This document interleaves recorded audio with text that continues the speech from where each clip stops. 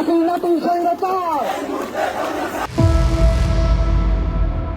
তিনি হয়ে উঠেছিলেন তারুণ্যের সাহসের প্রতীক। তার মনে ছিল পরিবর্তনের প্রত্যয়, কণ্ঠে প্রতিবাদের দৃঢ়তা। শিক্ষাঙ্গন থেকে রাজপথ, রাজপথ থেকে রাষ্ট্র, প্রতিটি জায়গায় তার পদচিহ্নে বাজে সাহসী এক প্রজন্মের স্লোগান। তিনি আসিফ মাহমুদ সজীব ভুইয়া, যে তরুণ নেতৃত্বকে সংজ্ঞা দিয়েছে নতুন করে, দেখিয়েছে কেমন হতে পারে নতুন বাংলাদেশের নেতৃত্ব।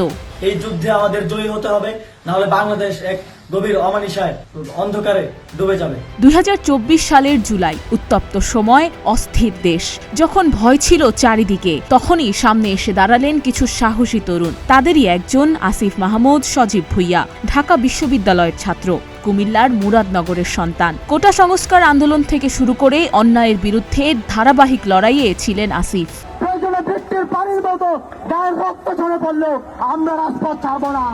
সম্মুখ সারিতে লড়াই করেছেন ফ্যাসিবাদী সরকার আর তার শক্তির সামনে।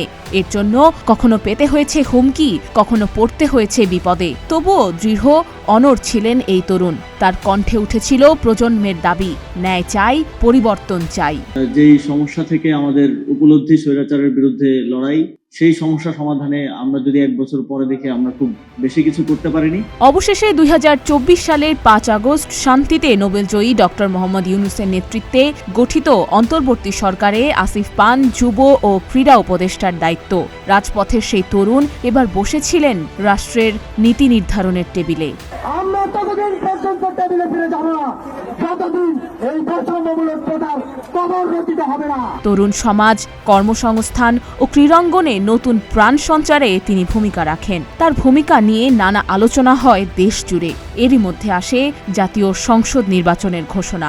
সময়টাকে আসিফ দেখছেন সবার সম্মতিতে সংসদে বসার মুহূর্ত হিসেবে।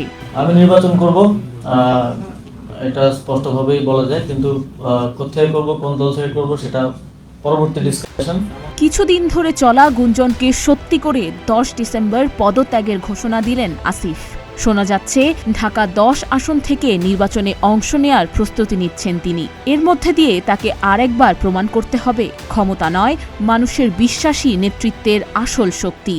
উপর থেকে কোনো নির্দেশনা আছে, সেটাকে আমার মেনে চলতে হয়। এক কথায় আসিফ মাহমুদের যাত্রা যেন সাহস জয় করেছে ভয়কে, দৃঢ়তা ছুঁয়েছে নেতৃত্বের শিখরকে।